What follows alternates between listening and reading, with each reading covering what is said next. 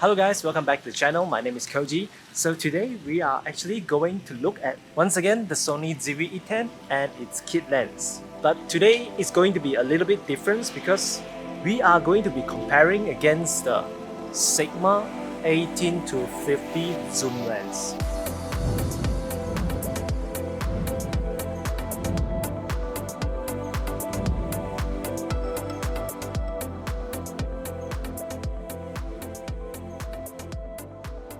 Alright guys, so today we are mainly going to look at the image quality from the Sigma lens and also the kit lens. Compare both of them, see which one actually produce a greater image quality. So guys, I will be taking photos for you guys to see. You guys can judge whether you should upgrade your kit lens. So let's go. Let's start with the widest focal length, which is the 18mm. So let's take a photo here. The quality actually is quite good. So right now, I have to switch lens.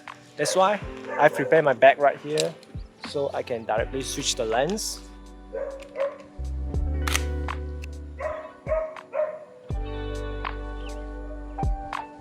Alright guys, in case you are wondering what camera I actually shoot on, actually I'm using my Sony ZV-1 to actually shoot all my videos. I'm actually on aperture priority mode. So let's try for the 18mm.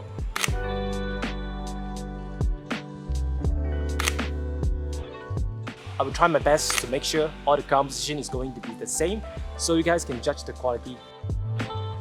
So how do you feel about the quality? Actually, just from the camera monitor, I cannot see the quality difference because the screen is just too small. I need to put it on the PC in order to see the image quality. So right now, let's test on the landscape shot.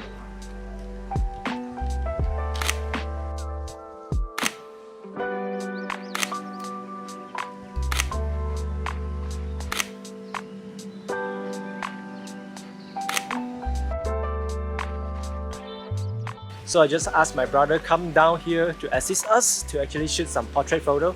So let's compare the kit lens 35mm and also 50mm.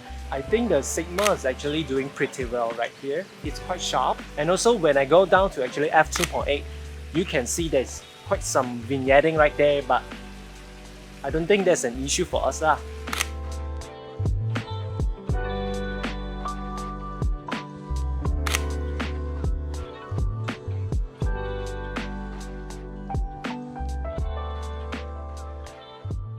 So I just took the portrait photo, and I think actually both of these lenses is quite similar quality from this monitor right here.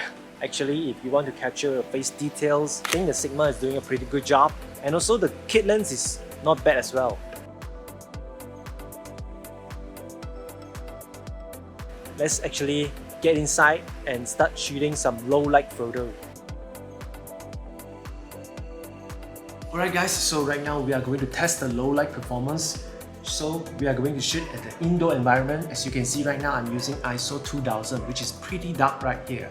So let's see how the lens perform in this kind of situation.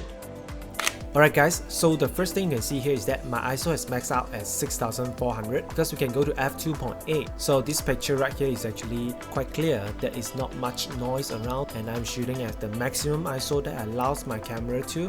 As for the kit lens, because it is f3.5, so it will be darker. So the only thing that we can do to improve this image is to lower down our shutter speed. This picture has become much brighter by simply lowering down my shutter speed. So because of the OSS, I can maintain a quite stable handheld position to actually capture this image. So at 50mm focal length, f2.8 Sigma is able to achieve a quite bright, low noise image. As for the Sony kit lens, at 50mm, we can only shoot at f5.6, which is really bad for low light because we only can reduce our shutter speed in this case to actually achieve a brighter image. The Sigma low light performance is actually greater than the Sony kit lens. Actually, after all these tests, you can see that the kit lens advantage is the size, and also its optical steady shot, versatility where you actually can go wider, 16mm. You got a power zoom functionality where you can actually use the power zoom to zoom in and zoom out. So for the Sigma lens, definitely it is actually an upgrade from the kit lens because you can actually shoot constant f2.8, so you can actually get better bokeh and also you can get a better low light performance, especially when you're shooting indoor. The Sigma lens does not have the optical steady shot. Honestly, the optical steady shot is only useful when you are actually hand holding your camera. This function has always been a plus for your camera because it doesn't have in-body image stabilization.